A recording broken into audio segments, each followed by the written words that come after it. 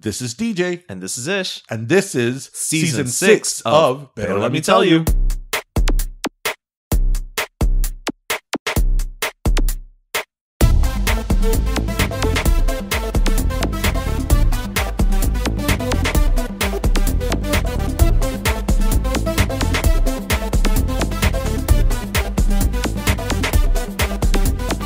Originally by Celia Cruz, but that song La Candela. La candela, la candela, tu candela, la candela de la... I don't know. That song is not originally by Celia Cruz. I don't think so. I'll never forget. Well, I think we should start. Let's do that, yes. Welcome, everybody, to episode 260. 260 is correct. 260. Damn, we're 40 episodes away from our 300th episode. Right around the corner. We'll get there next year. It's next year? I don't think there's 40 Fridays left. Well, yes, it would definitely be calendar year 2024 since there's 52 Fridays in 1 year. There's that, yes. So welcome, everybody. Welcome to another summer edition of Pero Let Me Tell You, a donde la cosa se sigue poniendo caliente. Coming at you from the epicenter of the sun. No, that's why we were saying La Candela by Celia Cruz. That's a great song. Yeah. I'll never forget that in one of the tributes they did to her, or like the tribute they did to her prior to her dying. Oh, okay, yes. Paulina Rubio is the one that they picked to do that song. I just thought that was really weird casting. That's not like when you think of salsa, you don't think, oh, the grimace is down. The grimace fell. You don't think of Paulina Rubio. I don't think of Paulina Rubio. Right, like you just don't like. It's like, oh, you know who should totally be on a Celia Cruz tribute? Porque es una chica que ella quería darle un homenaje a la Celia Cruz. As long as they didn't have her go through TSA. Porque ella es la chica dorada. La chica dorada who doesn't know how to go through airport security. Apparently. La chica dorada que es mexicana pero tiene un acento español. La Z. De España. Ella compraba en el Corte Inglés. She definitely says Ibiza. She says Ibiza. Yeah, for sure. Oh yeah. Did you say it's 20 years this year that Celia passed? Yes, it was I think this week, the 20th anniversary. Yeah. That is crazy. It's been 20 years already. Yeah, a whole generation that did not live while she was alive. Right. Yeah. In a world where Celia Cruz was alive. But I would almost say she's almost as popular or more since her death. I feel like she's rightfully consistently getting her flowers. You know what I mean? Yes, because I think that now, especially that we're so, now being Afro-Cubano is definitely a term that wasn't used as much previously when you are thinking of that echelon of Afro-Latino or Afro-Cubano. Celia Cruz is the queen. She's like the top of the... you don't go any further than her. So, I mean, I guess in that aspect, but I mean... Among Cubans, and I would even say the Latin community, she always had her flowers. Oh, always. Because she was someone that, while alive, she was adored. Yeah, she's not like somebody who got the adoration after the fact. Right. They're like, discovered later. She was really awesome. Right. I mean, she definitely was an icon. And, I mean, Ish and I we've said this story several times in the podcast, but we always used to, again, not a joke, but I always used to say, can you imagine the day Celia Cruz dies? Like, what a big deal it's going to be among our community. The magnitude. The magnitude. I would always say, like, they're going to parade her down 8th Street, la 8 y la 27, that's in la calle 8, right there in the epicenter of that. And I used to kind of say that in jest. Because you were like, it's going to be a thing. But we knew that the day that she passed, it was going to be a big deal. Rightfully so. Right. Yeah. But then she did pass, and she literally shut down downtown Miami and Fifth Avenue in New York. Yeah. And it was a big deal. And Ish and I went. We were there. We did. We were there. We kept our word. So, but yeah, no, she definitely was someone that... While she was alive, everybody knew this was Celia Cruz. And also, I think that in the last several years, especially with the Latin Grammys, because the Latin Grammys started in 2000. Yeah. And she died in August of 2003. Or July of 2003. And I that famous Latin Grammy performance where she had the blue wig. Yeah, I mean, that's, you want to talk about iconic. Yeah, so I mean, she definitely was rightfully so recognized. And she's a perfect figure in terms of you don't even have to like her music to love her, because she was just such a personality, right? In the because best way possible. I can't say that I love that genre of music. That genre of music and her songs give me warmth because I think of when I was a kid, and I think about obviously growing in a Cuban household. It's her.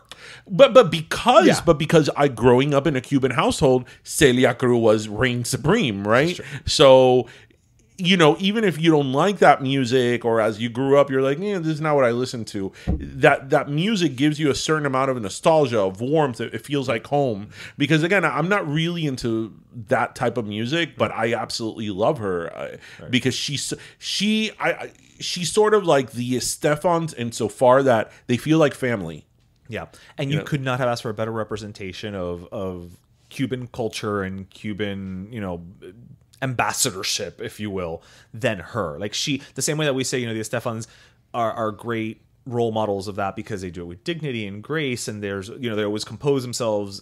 She did all of that, and she had to do it while, she had to do that while being black, quote unquote. You know what I mean? Because that was another hurdle that was thrown at her. Being black in the 60s, in the United States, because that's when she immigrated.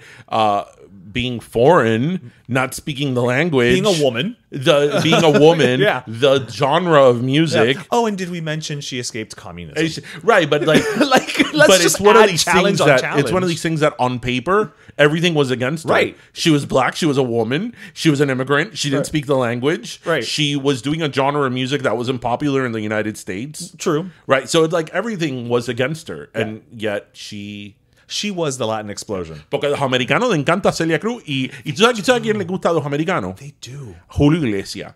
I don't know what it is about Julio. Like, I credit the Golden Girls. Americanos from like the 70s and the 80s. Like, white people in the 80s loved Julio Iglesias. It's because he had that duet with Willie Nelson. And he had that cologne. He was a pioneer. You know how now everybody has a cologne? Julio Iglesias had a cologne in the 1980s called Only. I remember my dad's aunt loved her. Did? Yes. Oh, it's called Only. I remember. And they used to put the commercials. Oh, I don't remember this at all. Oh, yeah. I don't. Only by Julio Iglesias. Only by Julio Iglesias. I don't have anything against Julio. I just don't know that I want to smell like Julio. Well, he smells like a lot of like linen. A lot of crisp linen. A lot of crisp linen. And I don't know if that's something I want. And white women loved. I feel that they in the 80s, white women went from loving Julio Iglesias, and then they transitioned into Michael Bolton. But it makes sense. I get the Michael Bolton. No, but that is a seamless transition. Oh, because he was like a crooner. Right. Like genre-wise, it makes sense. Not language-wise, but genre-wise. It's funny because I know that when you think Julio Iglesias, you think Thalia. Oh, well, of course. I mean, yeah. Like, screw his whole catalog and everything. It's the reason I started rollerblading up and down all of South Beach in the hopes that maybe he'll give me his card. Yeah, one day. That's a reference to a Thalia video, people. He's another one. I can't tell you a song of his other than Niña Mujer. Of Julio Iglesias? That's all I know. And the duet with Willie Nelson. Yeah. Oh my God, that song, To All the Girls I Loved Before. What an awful song. But that's the only two. I don't know which one I hate more, that one or That's What Friends Are For.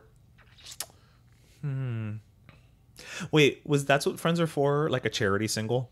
I don't think so. Okay, because if it's the video looks like a charity single. Okay, because if it's a charity single, then you can't hate it as charity much. Single aside, I don't know which one I hate more. What awful songs. Like, you know what? No, I'm going to say, don't say you hate That's What Friends Are For, because somehow Dionne Warwick will find out and she'll attack us on Twitter.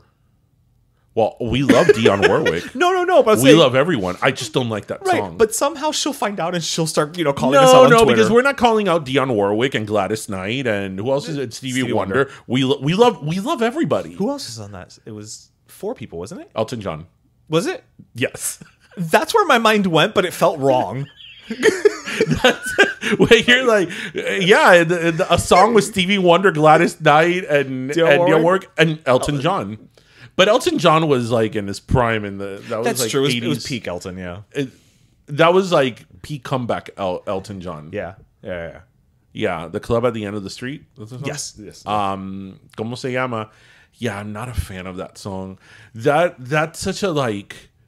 Your tía thinks the song es bonita. Ay, qué canción más bonita.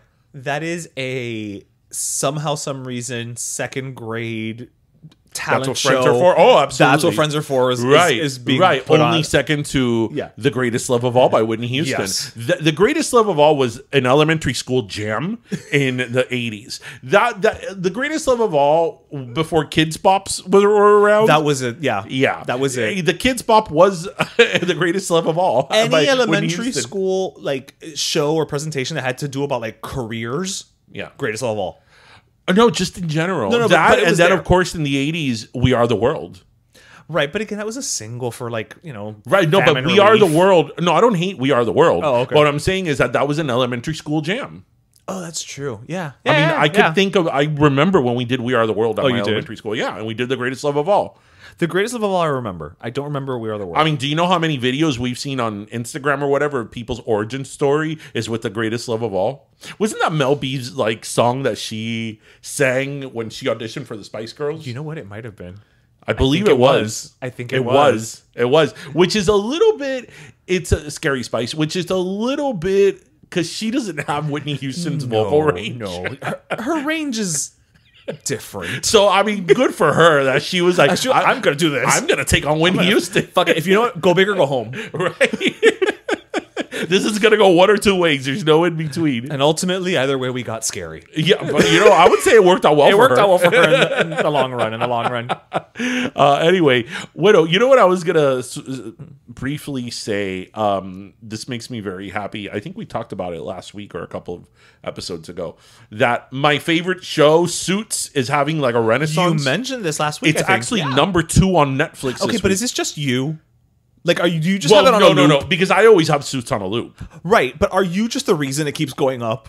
No, people are watching it, and on Instagram, like I'm the Suits oracle. Like there's people who have DM'd me about Suits that they're watching Suits, right? And they've DM'd me, like, bro, this show is great. It's so good. Why wasn't I watching? And I'm like, I don't know. Why weren't you? Because I've been texting. I've been posting about that show on Instagram. Well, since I used to watch it originally. So for years I was posting about that show, but I'm like really happy that people probably thought originally that it was like the replacement show for Project Runway. Why? Because how they walk in. No, because it's called Suits. Oh. My only little gripe about it is that Netflix uses as like the cover a picture of Mike Ross and Meghan Markle, and I'm like, I mean, but I get it. I get it. But From a the marketing perspective, but I the understand. reason the show has become this popular is not because of Meghan Markle, because otherwise that would have happened hace rato around the time of the wedding, and yeah. it didn't happen. It happened because it's on streaming, it's on Netflix. Although what's really weird is what was it on before? Peacock? It was on Peacock and on Amazon. That's why, because Peacock still doesn't have the reach that Netflix does necessarily. But it was on Amazon. But Amazon's the one that kind of And then what's really for free or it was on for Prime. For Prime. And but actually, what's really weird is that on Netflix they have eight seasons. Mm-hmm. They don't have the 9th season, and the reason they don't have the 9th season is because the 9th season is still streaming on Amazon. Oh, so the rights haven't run out. Right, but the rest did. So, so the other 8, the original 8, are not on Amazon anymore, but now they're on Netflix. So now you have to subscribe to both in order to watch the whole thing. Right. So, yeah. But I'm glad that the show is doing really well. Oh, streaming. They don't need to do a season 10, by the way. Were they saying they were going to? No, they weren't. But now, obviously because the show's been so successful, okay. like, should there be a season 10 of Suits? No, there isn't. Would you? Okay, no season 10. But would you like for them to maybe just, if they feel like the popularity warrants it, to maybe just do like a 90-minute movie, like a little movie, sure. type of thing, but not just to catch up with all the characters. Not because that show, like the last 2 seasons of that show, which happens for any show that runs for almost 10 years. Gina Torres left the show. The main character, Patrick Abrams, Mike Ross, left the show because Meghan Markle left the show. So, and then the last 2 seasons they brought in Katherine Heigl and Dule Hill, right? Yeah, and not that they were fine, but by that time these other characters had left. It was like a different show. Yeah. And they tried the last season, they brought back Mike, and they tried to give you that feel of the original season, but I mean, any show, very very few, if no show at all, can run for almost 10 years and just be consistently. I mean, the only one I can think of is Friends. Well, I mean, especially even with Suits specifically, like when you have an exodus of so many original cast members, it becomes even harder. Right. Because I wouldn't say that Suits jumped the shark in terms of like their final seasons weren't bad. It's just the essence of the show, the chemistry was different, had evolved. And that's why I say the only exception is Friends. Because I think Friends was, I've said this before, I think Friends was funnier at the end than at the beginning. Well, because Friends was TV back when TV was allowed to find its footing. Nowadays, I mean, Friends is a bad example because Friends was a hit pretty much out from the beginning. But nowadays, you know, if you don't have the ratings by episode 3, you're gone. Bye-bye, thank you for playing. And yet, if you look back just historically, most sitcoms specifically don't find their footing until after the first season. Yeah. When they kind of can figure out, okay, what works, what doesn't. Oh, this was something we didn't realize. And then this chemistry, these two characters paired together. And then they come back and they retool. You know that the other day you were watching an episode here and I sort of jumped on the bandwagon and then started watching more throughout the week of New Girl. Oh, New Girl is great. Listeners, that's actually a great show that evolved. For those of you who have not seen New Girl, you should watch New Girl. And what's great about New Girl is that I don't think anybody thought that which is always the case really, that the breakout character was going to be Schmidt. Oh, at all. Right? That's because if you look at the first couple episodes, he was just a douche. He wasn't quirky yet. Right. But you know what? The way they wrote him was really good because he was quirky and weird, but not like super stupid. Right. Because a lot of times they go with that. My only gripe with it's just New Girl with New Girl is that Nick, and I feel that was a show which happens all the time, that once you got them together, you didn't know what to do with them. Yeah. Right? And then you couldn't keep them apart for too long. They couldn't do a Ross and Rachel. Well, because you knew that was the end game. Right. Yeah. But then once they got them Nick and Jessica. Yes. Once they got Nick and the Jessica. Other Nick and Jessica. The other Nick and Jessica. The Nick and Jessica that has survived. Nick and Jessica, New Girl ran for more seasons than their marriage. Yeah. Oh my God, listeners, you know it was so hilarious? He will get so mad that I said this, but whatever. My father used to watch Newlywoods. So did everybody. And I remember, right, because the demographic was at that time, 50-some, 60-year-old Cuban man. Right? That was the demographic of Newlywoods. Listen, that's back when, people watched MTV for things other than ridiculousness. Oh, but that's back when it didn't even exist. So, speaking of television, something I wanted to bring up that I read this week and I thought was really interesting was that a recent Nielsen ratings poll found that most people now view television through a streaming service. Yep. In fact, 38% of the people, at least that they found in this survey and this research, found that their main television consumption comes from streaming services, whereas 31% had traditional cable. I don't know where the other 36% are getting their maybe both. Maybe they are the both. Okay. Or maybe they have analog. I don't know. But anyway, they read books instead. But anyway, so streaming has overtaken cable. Yeah. I guess you could say officially. I mean, obviously you work in media, so this is something you probably saw coming for a while. Yeah. Does it surprise you? And if so, what do you think cable can do to regain their prominence, if anything at all? So it doesn't surprise me, because just in general, we've become a society that's more about like, I want to consume what I want, when I want, how I want. So we're the society of playlists. Well, that's exactly. Thank you. That's exactly what I was going to say. We've become so dependent upon like the algorithm, the bubble, the silo. This is I have, which is why we've said we lament so much the death of water cooler culture. Because there's no shared experience anymore, right? So it doesn't surprise me on that level.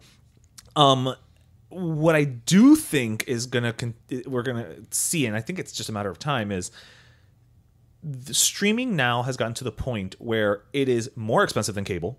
Yeah. If you start adding up everything. Because wasn't that the whole thing about it? Right. Cut the cord and save? Also, the beauty of streaming, at least initially, was, no ads. Well, guess what, guys? That's not a good business model, as we are seeing left, right, and center. Everybody, you can't expect to only charge people $8 a month for Netflix and be a profitable company, and then have multi-million-dollar original productions. Like it's the math doesn't math, okay? And that's coming from me.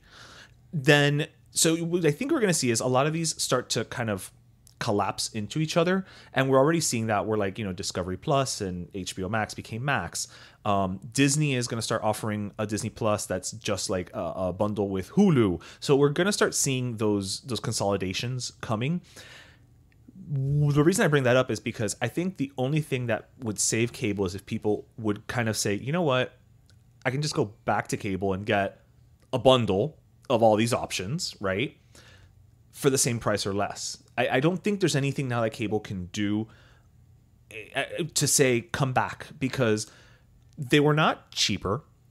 If you really start to look at the productions, especially now because everybody's fleeing to streaming, you're not really seeing a lot of original productions on cable specifically the way that you used to before. Or if you are, it's a shared original production. So like, for instance, FX will have, because they're part of Disney now, FX, yeah, it's an FX production, but FX is also doing a lot of FXX original Hulu only productions. It's that they premiere on Hulu, they live on Hulu. So what I think is going to be interesting now with the writer and actor strike going on is to see if, because it's already been announced that it's going to be happening, the streamers, because the parent companies, what they're going to start to do is they're going to take stuff from streaming and put it on network television to fill up the hours. It'll be interesting to see if that bumps up any viewing at all, because right now it's a space filler is what it is, or if that's going to lead people to increase their subscriptions to these streamers. Like I think that's going to be an interesting thing to kind of see how that shakes out, because either people may say, you know what, why don't you just give me that thing on TV and I'll watch the commercials, and we're already watching the commercials and streaming anyway. Right, we've already played this game, right? And I've been doing it already with cable and with terrestrial for years. Let's just keep this going now.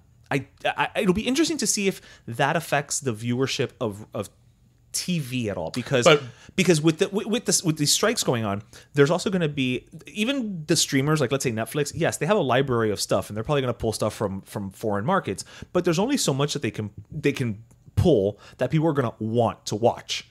It's just going to be a bunch of crap to say like, hey, here's a new movie from blah blah blah, right? I think Netflix should put Que Pasa USA on their streaming service. The problem, well, they probably could, because they don't know who owns the rights to it, right? And whatever it is that PBS wants, I'm sure Netflix can pay. Yeah. PBS $1 billion, sure. Here you go, fine, we've got it. Especially after their last shareholder report. But I think that it'll be interesting to see with the strike how that affects TV, like the old model, if we see a bump in ratings at all. Well, but wouldn't that, again, with the programming, because like in HBO, exclusive, that will never be on conventional. Well, but HBO is different, because HBO was always a subscription channel. Right. It was always a pay TV subscription-based channel. So in the US, in some countries in Latin America, it is ad-supported. I think in Brazil, HBO is ad-supported. But is HBO still part of a package that you could have it in your cable? Yes. Right, but the difference is that you can't go like on the app and watch the library. It's what's on is on. Correct. And I think there's tiers of the HBO subscription now, so that maybe you get some access. Again, that's another thing, is like there's tiers, and then there's you have access to this, but again, just like cable. This shouldn't be so complicated. Just like it's cable. Television. Just like cable. Okay, you knew HBO was going to run this movie for a month, right? And then it would disappear. Well, guess what? On all these streamers, they're running a movie for 3 months, and then they start to be like, leaving soon. So you're not even now paying for the beauty of, because that's why we all got rid of DVDs, right? Oh, I can see it whatever I want. Well, now you can't. Well, I never got rid of my DVDs. Okay. But you know what I mean. That's why we've gotten rid of physical media, so to speak, right? Because, pero pa qué? I can just watch it on Netflix or Hulu or Paramount Plus or Max or Prime or Freevee or Tubi. And it's like, where is it now? Right. Where is it now? And there could be a time that it's nowhere. Right.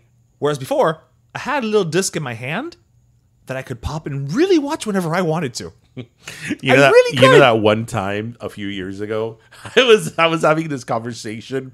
I'm not going to throw him under the bus. I'm just going to say somebody close to me. And I was saying that very same thing. That I was like, you know, I still am going to buy DVDs or Blu-rays because, especially if it's a movie I really like. Of course. You know, I'm depending on somebody else, on a third party to have it. And what about if they don't have it? What about if the internet is down? All these what ifs. What are all the what ifs? So if I want to go watch Gandhi, right, which I love that movie, I'd rather have a copy than have to go online and watch it. And here, thinking that this person was going to engage with me, he was like, "Who the hell would want to watch Gandhi?" And I'm like, Gandhi won an Academy Award. I'm like, do you know who Gandhi is? Like, okay, but in all fairness, but it's funny because I was so into that argument, and he was like, I don't know who you're talking about, but I will say Gandhi's not my comfort food of movies. I mean, you're talking to the person whose comfort food of movie is Dr. Zhivago. But at least Dr. Zhivago's so cold that I can see bundling up. Yeah, that's true. Right? Gandhi da calor. Calor, and he's in a diaper. Like, I know. No. No.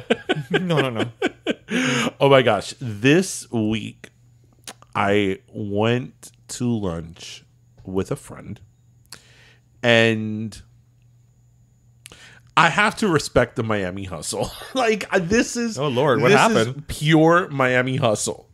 And him and I went to have lunch at a Mexican place. Okay. And we were going to have tacos. And when we get there, I asked, do you have birria tacos? That's, it's all the rage. It's the rage now, yeah. And they're like, yeah, we do. And I'm like, okay, great. I'm going to have the birria tacos. And we both ordered the birria tacos. And I mean, if have you had birria tacos? Yeah, I've had them with you. Right. During a pop-up. The thing is that it's el caldo, right? And then el caldo is the meat, you cook it. It's in like a stew. And then the meat, then after it's cooked, you take it out, you shred it, you put it on the griddle, I mean, you sear it, después you put it in the taco, and then you sear the taco, lo pones en la plancha, and then that's why it's this crunchy, gooey goodness. And we're having these tacos. They weren't bad. Okay. And I'm like, this is birria adjacent. I'm like, these people want to put birria tacos because birria tacos takes a process. That's correct. Why I've tried to make them at home, and I'm like, yo no voy a pasar tanto trabajo. It's not worth the hassle. And then I start eating them.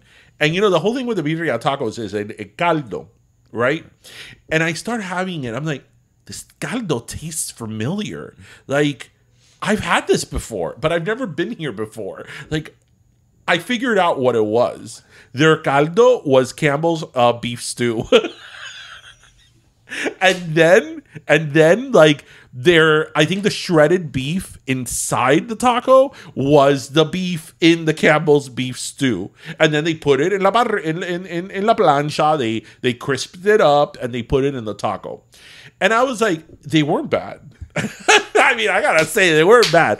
And like you said, respect the hustle. But I was like, I have to respect the hustle that you're selling birria tacos. I mean, they were cheap. It's not like I was paying $30 for this. Because otherwise, I was like, yo quiero ver la cazuela que tienen atrás making this stew. El caldo.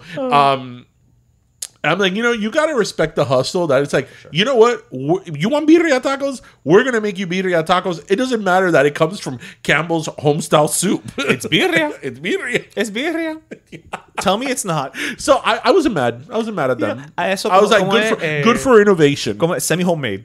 It's Sandra Lee. It's semi-homemade. Well, because if we're going to Sandra Lee it and it's semi-homemade, then it had to have a shot of tequila.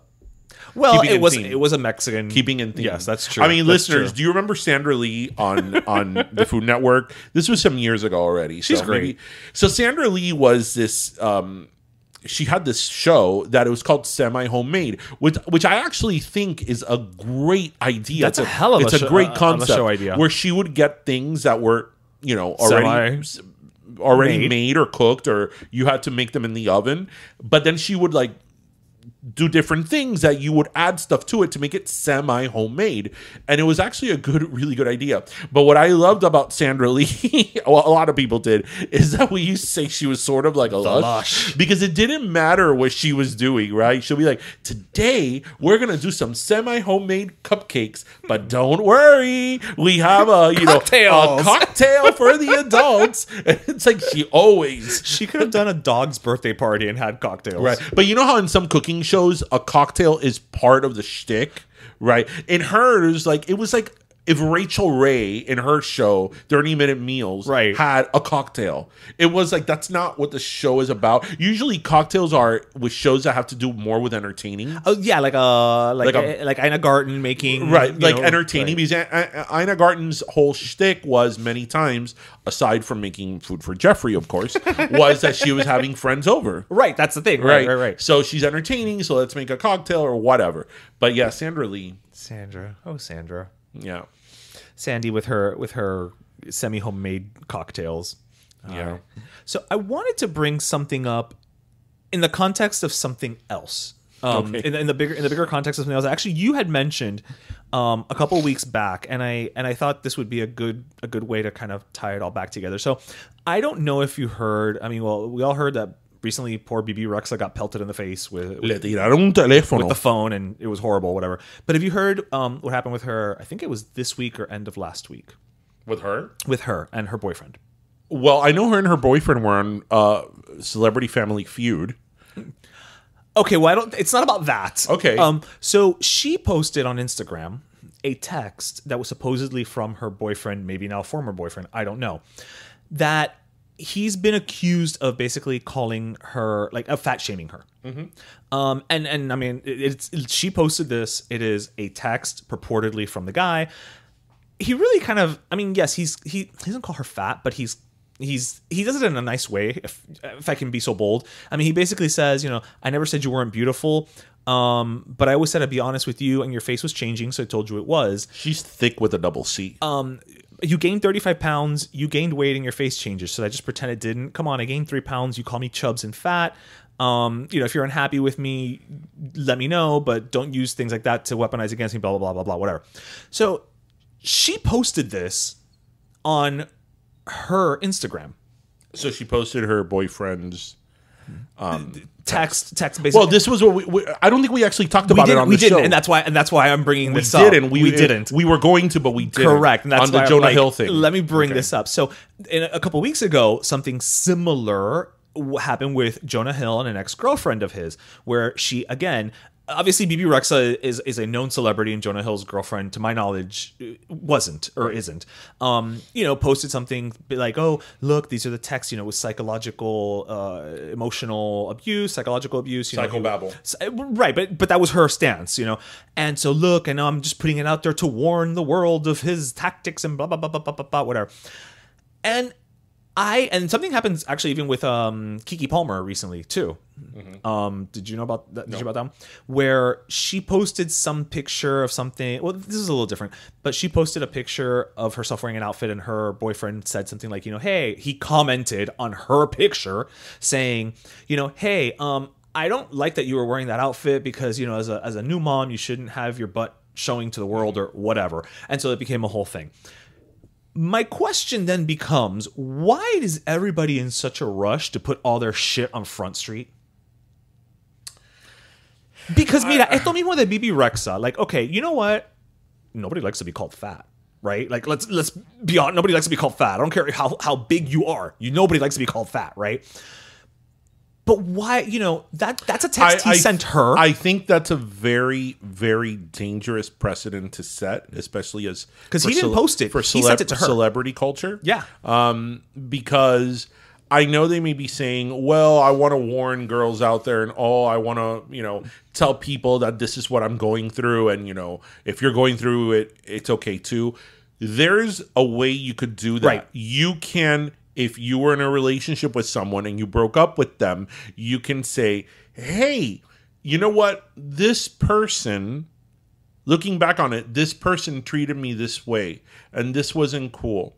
And I'm letting you know that if you go through the same thing, it's okay that you feel that way. Right? Because I've gone through it. And you may not recognize it at first. And, and I was told that I was this and that. But posting the actual text, which was not a bad text, I mean, he was very respectful. But even it was awful. No, even if it was awful. But I'm saying in this case, it wasn't even that he was just like, you're a fucking fat pig. Because even with the Jonah Hill one, which we were going to talk about it a couple of weeks ago, but it was a B-side. It didn't make the final album. It's on the EP though. Yeah, it's going to be on our greatest hits. Our greatest hits bonus track. We were going to talk about that a couple of weeks ago. That as you said, Jonas Hill's girlfriend.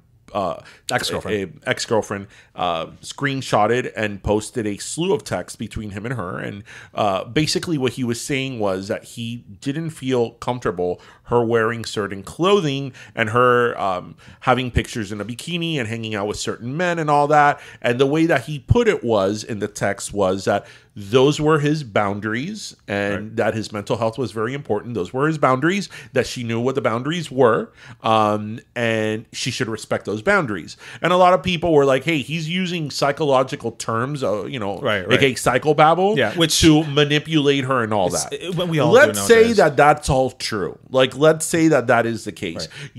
I just think it's such a low, below the belt and kind of classless thing to put screenshots of texts, personal texts that you had with someone when you're a public figure, or you have a platform or you have attention. Because again, what I always say, where does it start and where does it end? Yeah. And if now within celebrity culture, that's going to trickle down to people, to regular folk, people, this is what you fail to understand is that society, I mean, this is just the crux of society, models itself after celebrity culture to a certain extent. So if celebrities start doing this and this becomes a thing among them, then that's going to trickle down to different people. So one day you're having a fight with your boyfriend, your girlfriend, your husband, your wife, whomever, a friend, and sometimes things get heated, and somebody now is going to blast that out to the world, right? So where does it start and where does it end? And that's a very, very dangerous precedent to set, that we now will make it okay to unilaterally post texts and exchanges that you have with someone that are supposed to be private.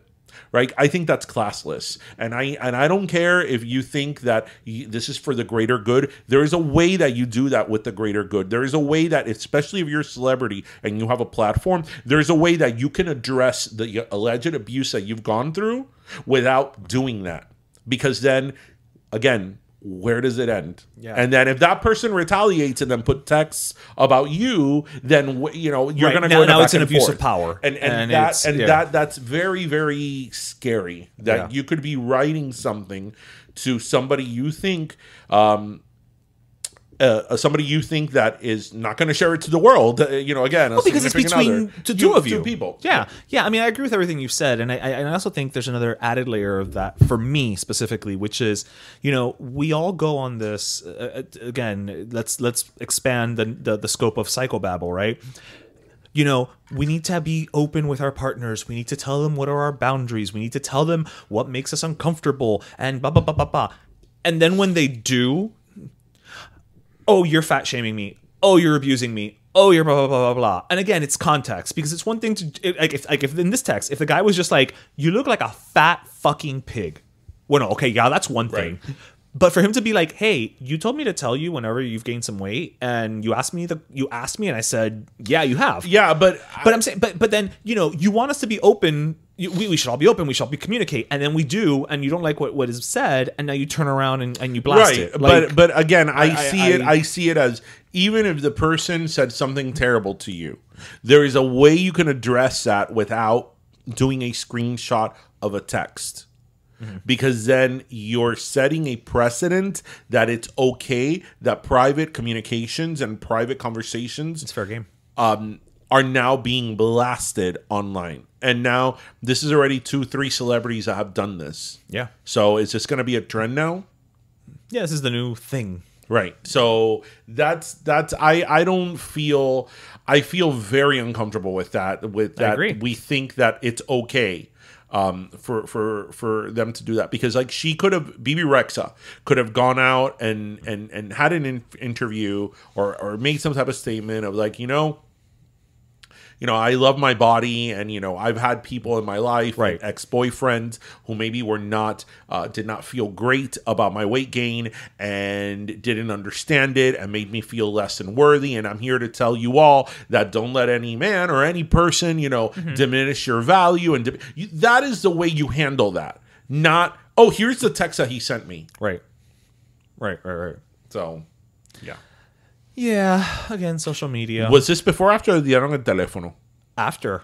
No, and you know what's the worst thing about the person who threw the phone at her? They're out of the phone. No, not only that, but it hit her, like the corner of the phone hit her. It got her. Yeah. Like tenía tremendo yeah, you know what's moral. going to happen, right? Because now there's this whole thing of people throwing phones at celebrities. They threw something at Harry Styles the other day. ¿Tú sabes qué va a pasar? That we're not going to be allowed to take phones to a freaking show. Oh, it's going to be all like Madam X. Yeah, and then there's going to be my pictures and videos. Because yes, I am that person that takes pictures and videos. If I'm paying that amount of money to see somebody I love, I'm going to record that. So then shit. You would have had words from Miranda Lambert.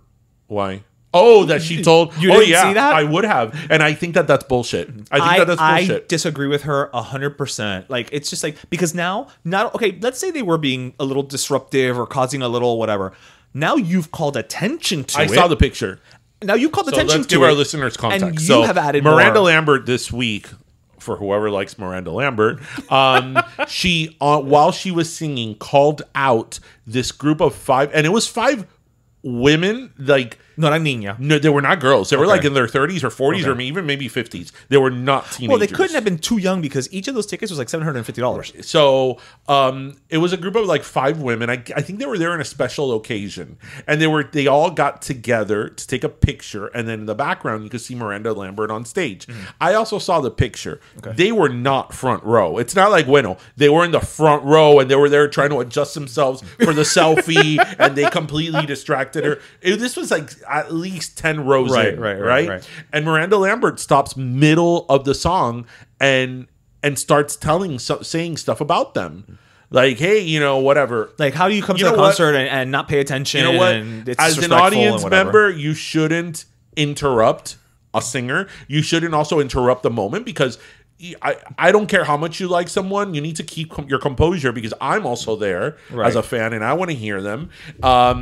And I feel there's a rule of conduct for obviously people at a concert. Spaces, for people at a concert, because you have to be aware of your surroundings and you have to be very mindful of that. But at the same time, as a singer who's making millions of dollars of that show, this is something we've talked about here on the show. Concert tickets now are in the thousands of dollars many times. Well, again, these women are paying $750 each, or hundreds of dollars. So yeah, if I want to take a freaking picture at your show, I'm gonna take a picture, and if I'm gonna take a selfie, I'm gonna take a selfie. So you know what? And if you don't like it, suck it up. Deal with it. Have you seen what Adele does? No. There's a moment in her Vegas residency where she goes around the audience. She like steps around like the whole thing, and she starts taking selfies with people. She has like a catwalk. Yeah, and people are like taking selfies with her and all that stuff.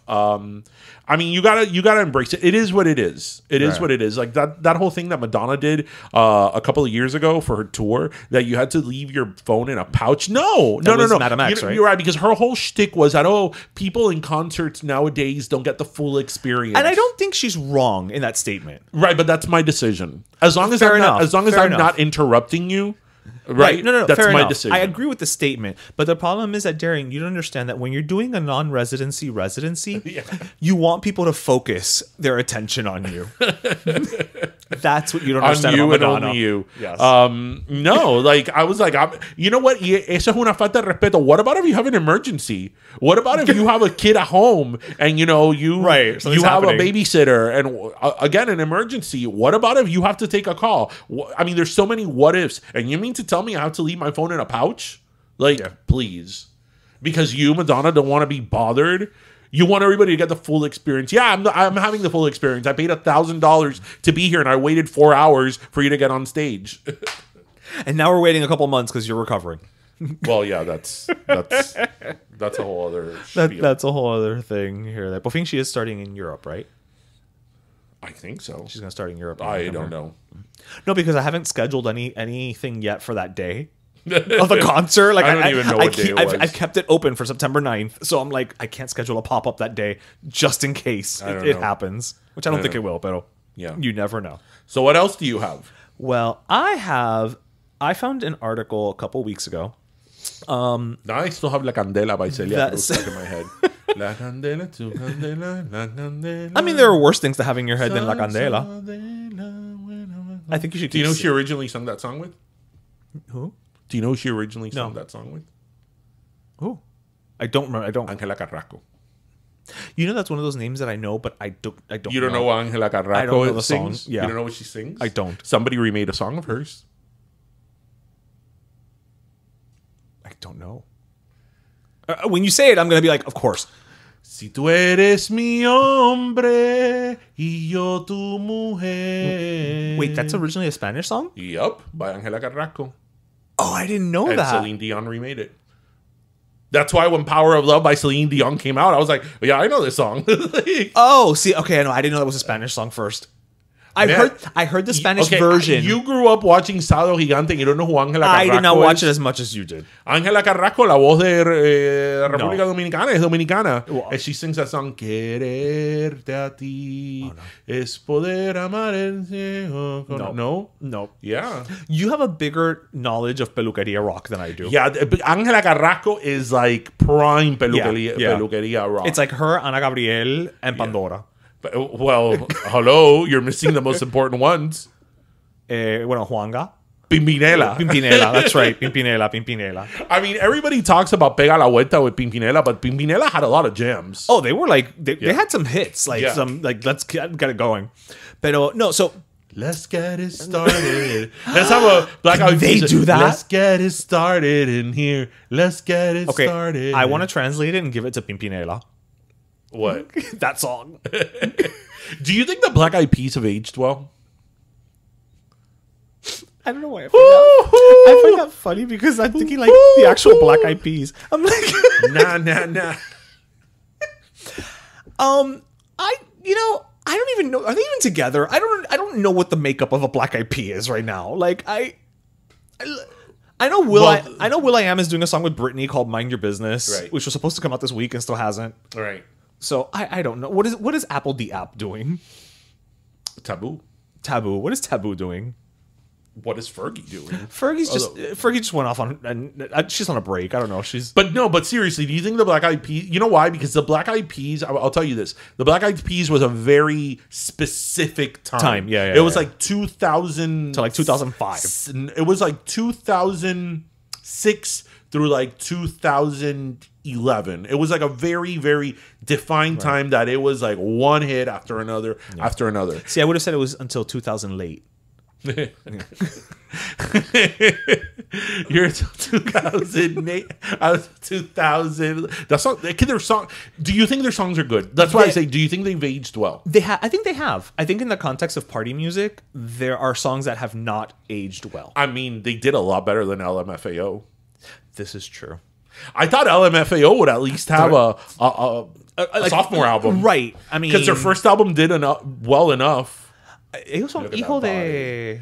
I work out. He's related to Diana Ross or something. Barry Gordy. Or Barry Gordy. I think Is he the son of Diana Ross and Barry Gordy? No. But I think he's just Barry Gordy. I think just Barry Gordy. So he's related to Ashley Simpson. They're all related. They all have Thanksgiving with Jessica Simpson. Right. No, seriously. I don't know, because I heard... You know why I mentioned that? Because the other day... Tristan was watching something. He was watching some YouTuber, stupid, annoying ass YouTuber, and he made like a little quick reference about I don't even know who it was, about how like, oh, that sucks, like the Black Eyed Peas music. Yeah, but that's a very generational. I'm on Instagram bullshit thing. Right, but that's why I say it. We're far removed enough from the Black Eyed Peas that we could say like maybe it was right. I think that tonight's gonna be. I think that's a great song. I will say this. And Let's Get It Started is a great song. I don't think it sounds dated. The music necessarily. You don't think so? Not necessarily. I think it could, in theory, still be played on radio today by somebody else with some tweaks, but it doesn't sound very like. It's not like, oh, that's from 2004. You know, like you can pinpoint the sound. I guess. I think I mean, I like the Black Eyed Peas as much as anybody else. We're having a whole conversation about Black Eyed Peas, but let me tell you. Well, Taboo is Mexican. There we go. That's the... but, I mean, you can't deny the hits that they have. Oh, no. That's like, for example, their Super Bowl is considered one of the worst performances ever. And I go back and I watch and I'm like, okay, I wouldn't put it in the top Super Bowl performances of all time. But I also don't think it was that bad either. I don't remember it. I don't remember it at all. Yeah, they came out with Slash, and she sang "Sweet Child of Mine." Oh, that I remember. Yeah. Although, if not for the Black Eyed Peas, we would have never had Fergie singing the national anthem at that game. And that's just a treat. Her and her one-armed somersaults. She did a one-arm. Well, not at the not during the national anthem. You never seen the footage of her on the Today Show? Oh yeah. She had all this energy at 8 o'clock in the morning. Randomly, she's like, "Woo!" She does like a one-arm. Yeah. No, you know it's so weird. Okay, how do I explain this? We're old enough that, for example, a lot of music from the aughts, we were already out of high school. So there's not a nostalgia necessarily. Right, because when we think of like high school music, we think of the nostalgia. But once we were in the aughts, we were out of high school. Like our mid-20s. Right, so I think of those songs, and to me, they're still kind of new. But... They're newish. Okay. Newer. Newer. So to me, I don't think of them as dated, but then to a lot of people, they are. Like, a lot of people think Avril Lavigne is the voice of a generation. And I freaking love Avril Lavigne, but by the time Avril Lavigne came out, I wasn't in high school. So... Okay, so you're looking at it from a different... So I don't think of her as a nostalgic act, in other words. Pero mira, para que tú veas, Skater Boy to me sounds very dated. Ugh, that's the one song of hers I can't stand. Fine, but it sounds very of its time. Like that like post-punk ska thing that was happening for like 6 months. I love her. I can't wait to see her in concert whenever she comes in concert. What's the song that she, in the video, she's playing two people, she's playing like La Neda and her? I think is Girlfriend. Which is not one of my favorite songs of hers either. I like that song. Song's cute. Complicated is a great song. To me, Complicated sounds very of its time. But that's why I tell you it is of its time. Because I was like in that emo era. That's what I mean. Like, Complicated sounds of its time, whereas to me, I don't think that the Black Eyed Peas sound of its time. Right, but again, I think that's why I keep saying that for us, it's different because you automatically think of high school music as nostalgic. But this music came out after high school for us. Right. So I don't think about it as a nostalgic. You just think of it as music. I just think about it like music of the 2000s. Like, I don't, to me, music of the early aughts. You sound like you're putting together your own, now that's what I call music. Now that's what I call music of the 2000s. This with, Oh, What a Wedding. Was that Panic? No, that Panic was at the Disco, yeah. Panic Era. You know, I've told you this before. One of these people from that time, one of those groups from like the early 2000s, that I didn't realize how many songs of theirs that I like and I absolutely love is Fall Out Boy. Oh, yeah. Because I can't say that I'm like a huge Fall Out Boy fan, but then I start thinking of all the songs of Fall Out Boy that I like. I'm like, okay, I like this one, I like this one, I like this one. Okay, it's like 10 songs of theirs that I love. That happened to me on Pluto TV. There's a Vivo channel, and they do like blocks. Like sometimes they'll do a block of a particular artist, and I was just had in the background. It was a Fall Out Boy block, and it was like every video. I was like, oh, I know this song. Yeah. Oh, I like this song. Yeah. Oh, I like this song. Yeah. And I was like, pero. Really? Thanks for the Memories is so my jam. That song is so good. And Kim Kardashian's in that video. Oh, yeah? It's like one of the first things she ever did. Oh, man. I like Uma Thurman, the song. And I love, have you heard Get Out Your War Paint? What's that song called? I think it's probably called War Paint. Is it? Maybe. I young blood, how does it feel? I'm gonna raise you I think like a phoenix. I don't know. Listeners, let us know. I'm gonna change you like a. I'm gonna change you like a remix, and I'll raise you like a phoenix. That song by that man is great. That's great to rhyme remix with Phoenix. Well, you know. I mean, I wouldn't have thought of it. But that's why I've asked you if, like, I forgot his name, the lead singer of Fall Out Boy. Has he done Broadway or something? Because he has a great song, like a great voice deal. Not that I'm aware. Yeah, Fall Out Boy. And I would have heard by now. Yeah. Oh, mira, we were talking about Ashley Simpson. It's all connected. It's all connected. That's how we do things on Pero Let Me Tell You. I'm going to get myself connected. The writing's on the wall. And if your mind's neglected, stumble, you might fall. Stumble, you might fall. That reminds me of you're unbelievable. Oh!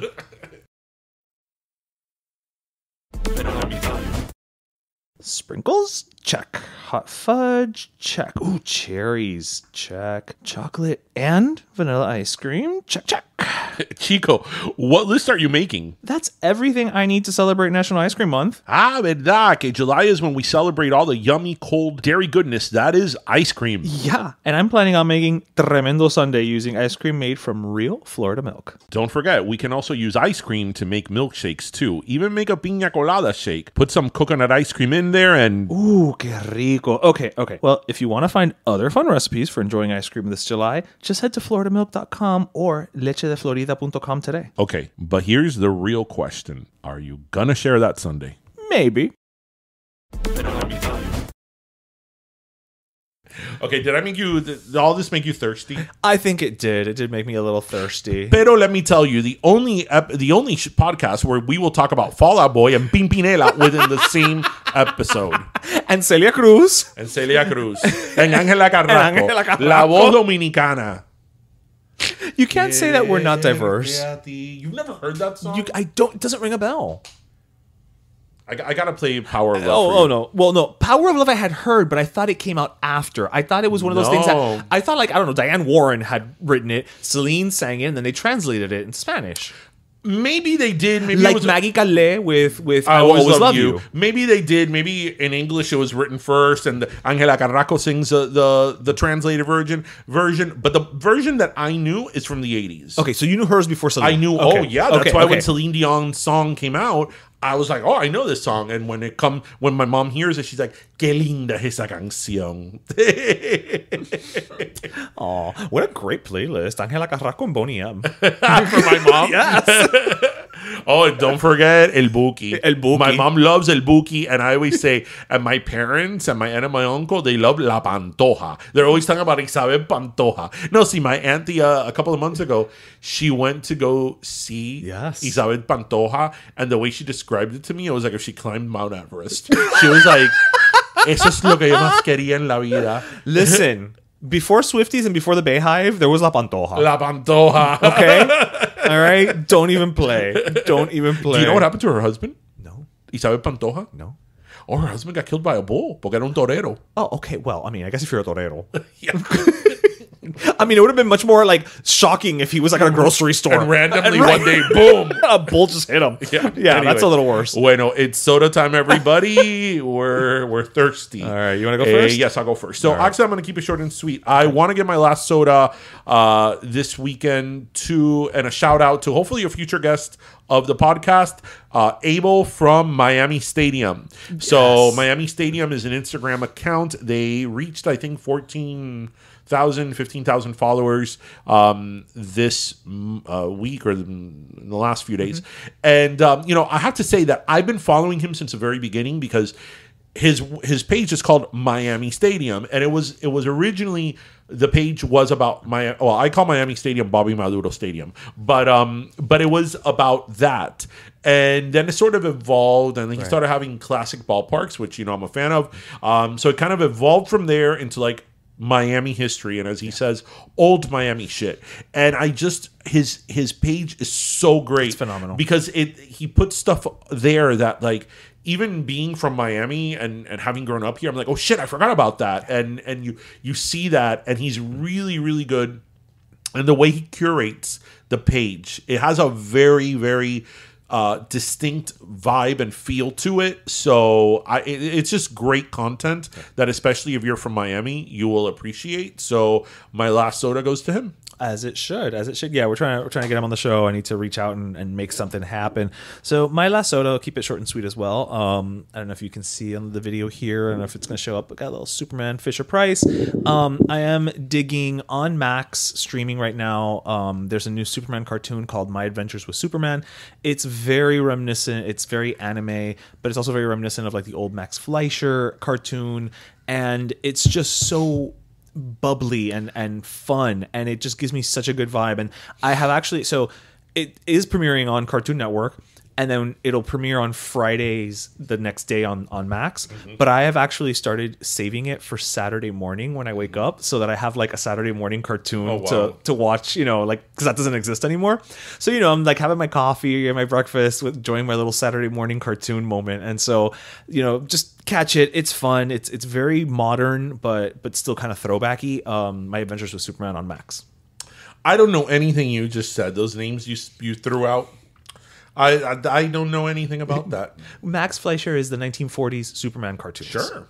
You've seen them. That's the cartoons that we... Is that what Ben Affleck did? Yes, he's from the 1940s, yes. Didn't Ben Affleck do a movie that he was Superman in? He did Hollywoodland. He was playing George Reeves. Who's George Reeves? George Reeves was the second actor to play Superman on screen, but on the Adventures of Superman TV show in the 50s. So the movie was about the actor, not about Superman? Correct. So he's not considered having played Superman? Not technically. Oh, there goes how much I know. I actually don't know anything. I mean, I told you a few years ago, I was like, isn't Superman dead? Like, because I remember the whole thing about Superman being dead. Yeah, that was like in 1996. Right. So I was like, didn't he die? Like, and everybody comes back in comic books. I don't know. I've never read one. I've never read a single comic book. You've never read one? No. Are you sure? You've given me a few, and I've read like 2 pages, and I'm like, I'm done. You've never really? It's not my thing. I've tried. I get that it's not your thing, but I mean, I've read an issue of Sports Illustrated. I know, but it's just, I don't know. Okay, maybe I've read one that you've given me. I don't know. Yeah, I just figure, like, even out of boredom, just like, you know, scan it while you're waiting for a bus or something. I don't know. Right. And where would I have said comic book? I think I only have one comic book that you gave me, and it's somewhere in this house. And I don't. And I remember I tried to read it. I was like, I'm going to read this. I don't know. Maybe I did read it. Maybe I did read it. It was a Christmas that I gave everybody a graphic novel that was tailored to them. And you gave me I don't remember what it was, but right. Yes. Right. So, well, I think we should sing some Fall Out Boy as an outro. Well, I don't want to sing Thanks for the Memories because we're not done yet. And one more night. Thanks for the memories, even though they weren't so great. It tastes like you, Only but sweeter. That song is so good. We gotta go rock out to that song. See, Splenda should use that. Why? It tastes like you, only sweeter. Well, you know, like sugar, but sweeter. Oh, right. There we go. Yes. Or they could use Sugar by Color Purple. Well, no, but Splenda is not sugar. That's true. That's why it tastes like you, only sweeter, right? Yes.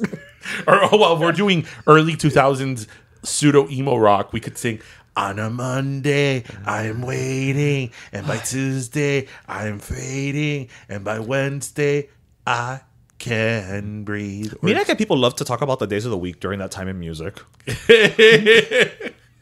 Monday, took her for a drink on Tuesday. Not more than Fergie liked to spell. That's true. Her and Gwen Stefani were a speak and spell. I swear to you, till this day, when I spell bananas, I'm like B-A-N-A-N-A-S. Yeah. Same. The glamorous G-L-A-O-R-O-U-S.